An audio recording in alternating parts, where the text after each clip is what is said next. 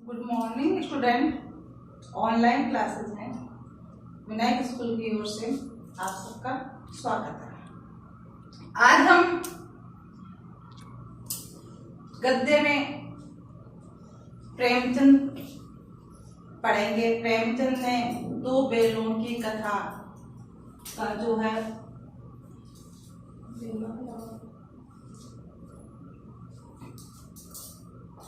की कथा पर कहानी लिखी है।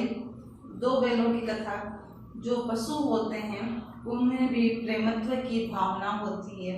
मनुष्य में ही नहीं, पशु में भी जो है प्रेमत्व की भावना होती है। उस भावना को उन्होंने इस जो है कहानी के माध्यम से उजागर किया है। पहले हम प्रेमचंद के बारे में पढ़ेंगे। कवि परिचय, लेखक परिचय। सबसे पहले हमें जो है उनकी जानकारी लेनी चाहिए। जैसे मैंने आपको कबीर का परिचय, कबीर में रसखान का परिचय पहले करवाया था, वैसे ही हम लेखक प्रेमचंद का परिचय करेंगे। प्रेमचंद का जन्म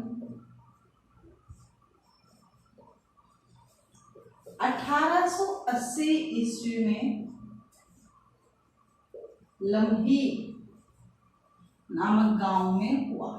लम्ही नामक गांव में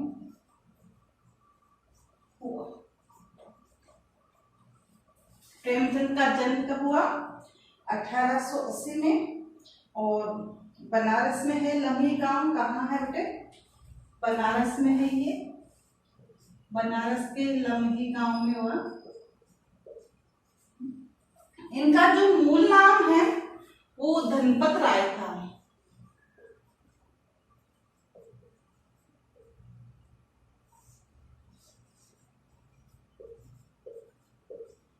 प्रेमचंद का मूल नाम क्या था बेटे?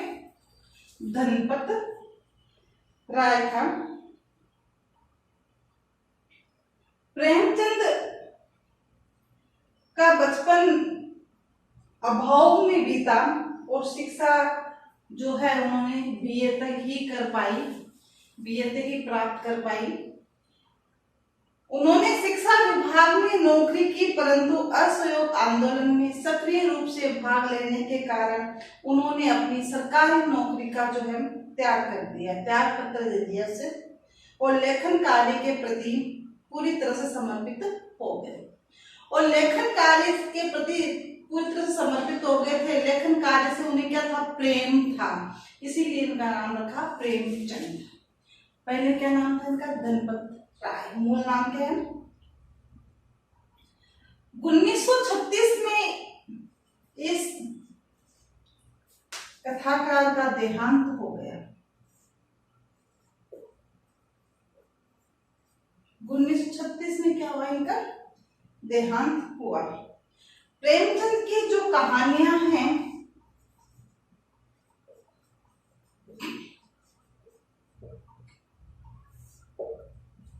मानसरोवर,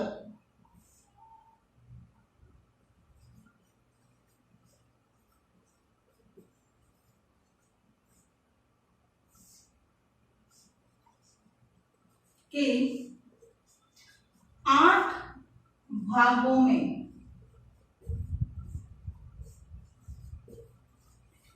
संकलित है। प्रेमचंद की जो कहानियां हैं वो मानसरोवर के 8 भागों में संकलित है। वह संकलित है। ये कहानियां हैं सेवा सदन, प्रेमाश्रम,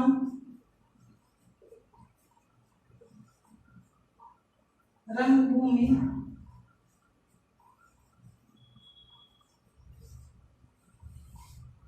कायाकल्प,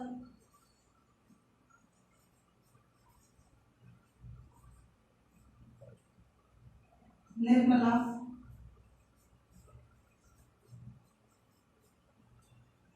गबन, कर्मभूमि,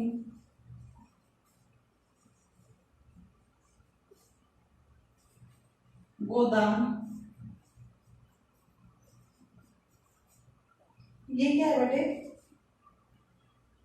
ये उनके प्रमुख उपन्यास है।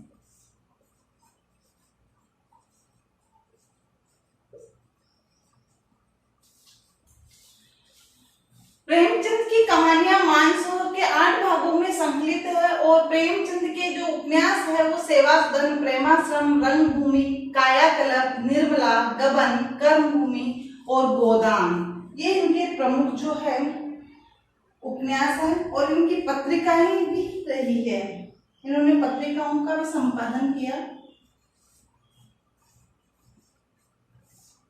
हंस, जागरण और माधुरी,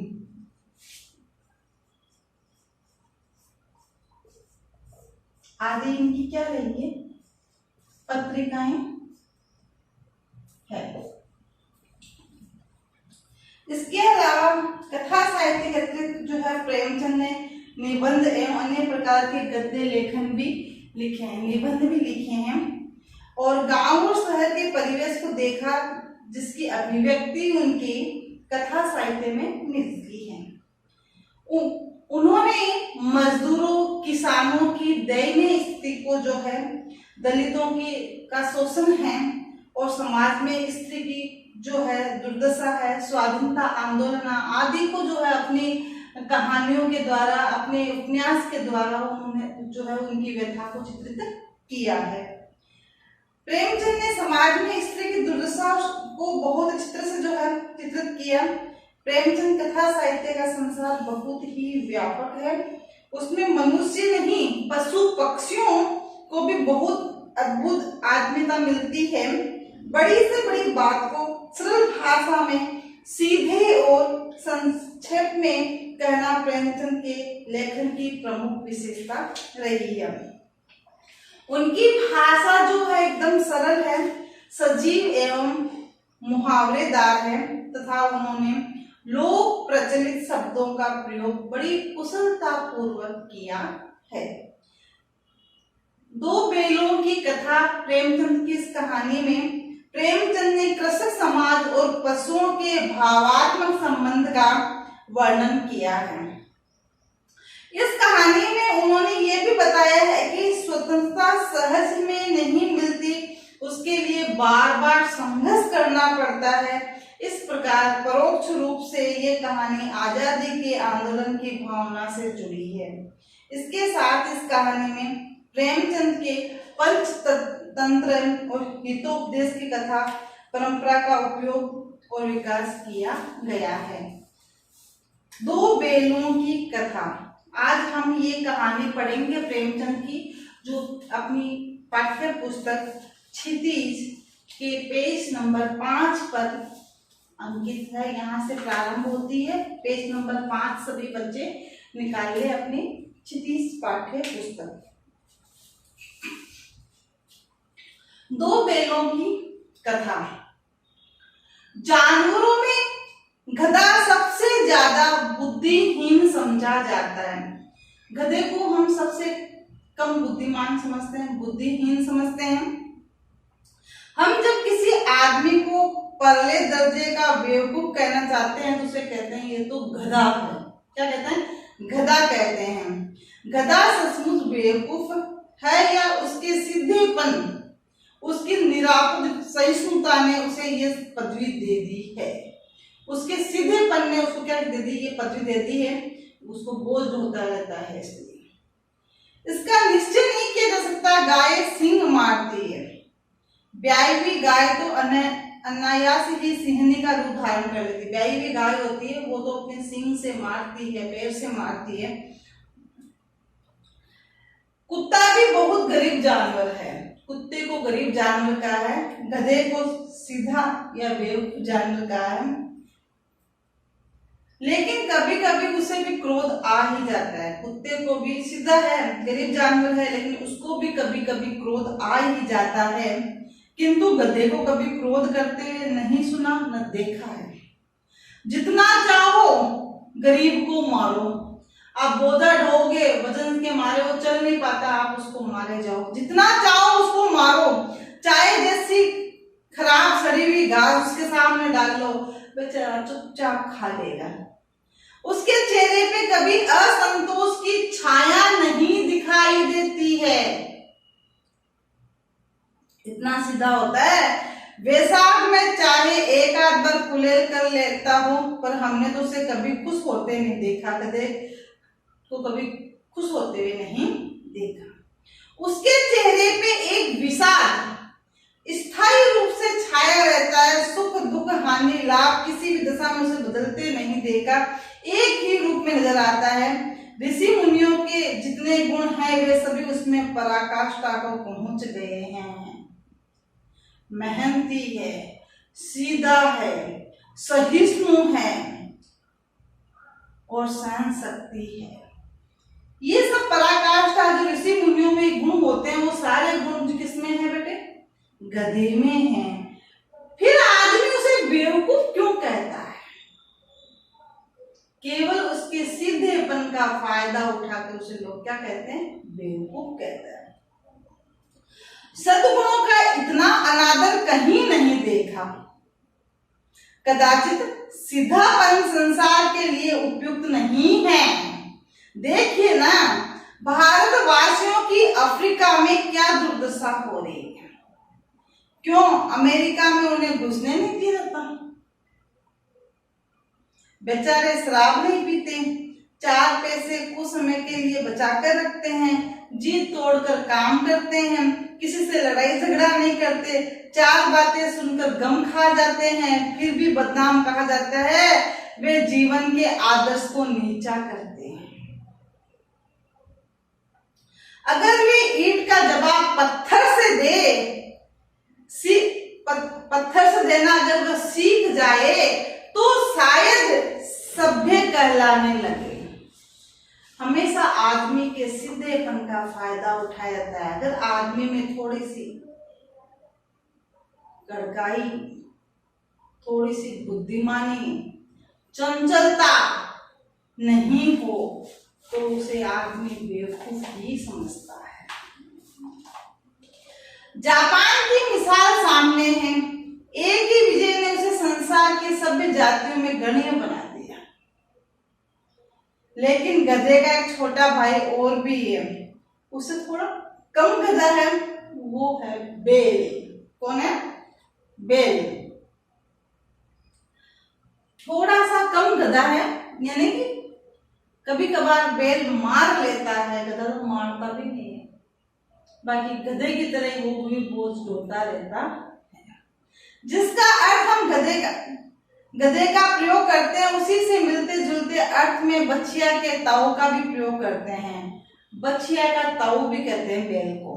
कुछ लोग बेल को शायद बेवकूफों में सर्वश्रेष्ठ कहेंगे, मगर हमारा विचार ऐसा नहीं है। बेल कभी कभी मारता भी है, कभी कभी अड़ियल बेल भी देखने में आता है, और कई रीतियों से अपना असंतोष प्रकट कर देता है। अतः उसका स्थान गधे से नीचा है। अब अपनी कहानी जो है वास्तविक रूप से वो यहीं से प्रारंभ होती है, इसी पैराग्राफ से। बहुत ध्यान से सुने, बहुत ही अच्छी कहानी है, मजा भी आएगा पढ़ने में।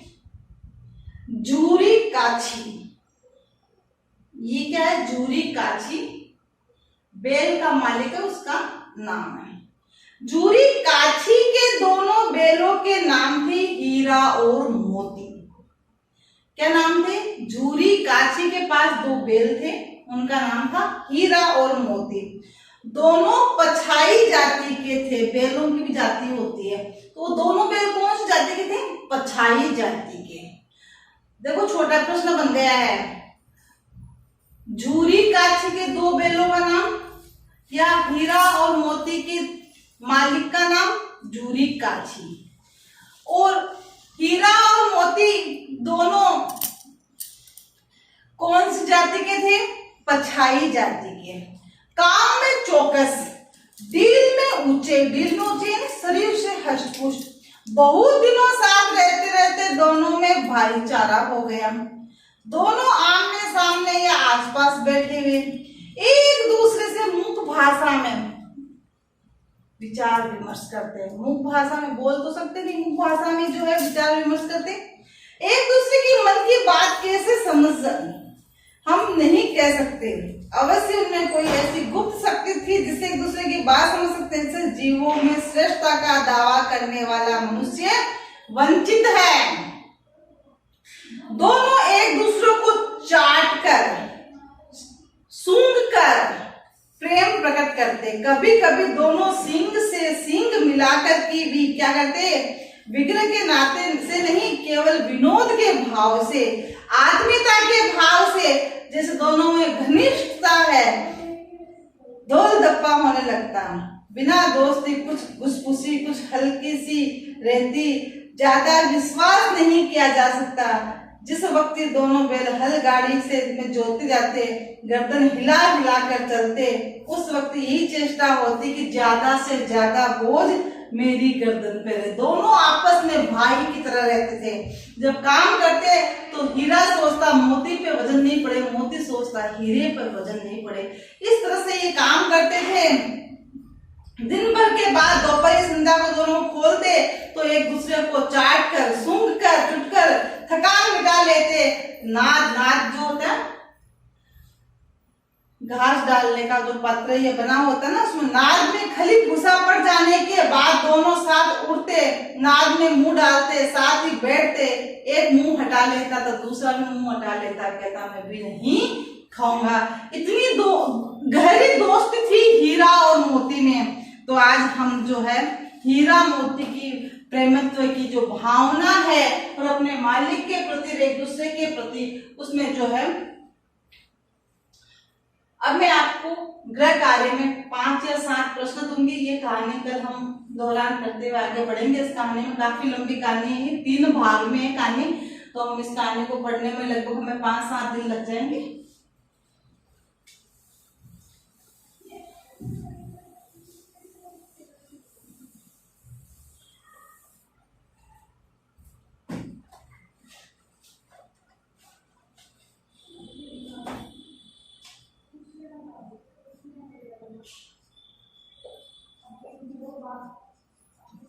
गृह कार्य प्रश्न संख्या 1। प्रेमचंद का जन्म कब हुआ, कहाँ हुआ?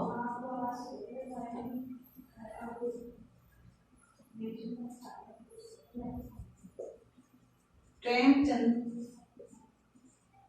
के उपन्यास के नाम बताइए। प्रश्न संख्या 3। प्रेमचंद की कहानियां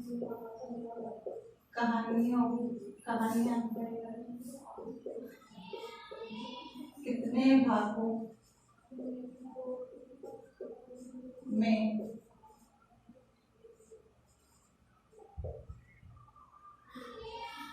बाकी?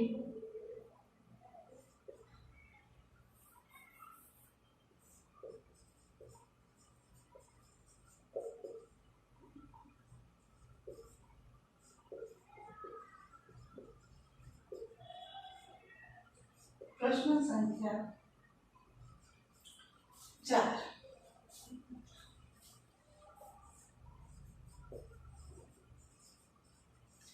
प्रेमचंद की पत्रिकाओं के नाम बताइए।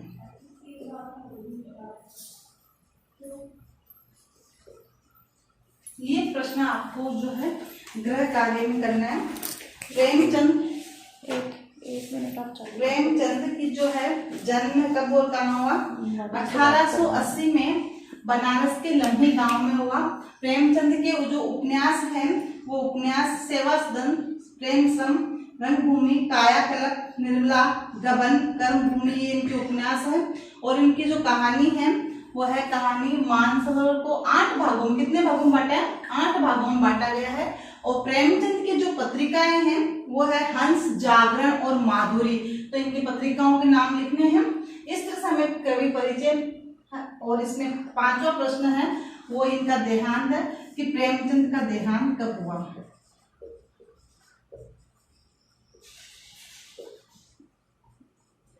1936 में हुआ।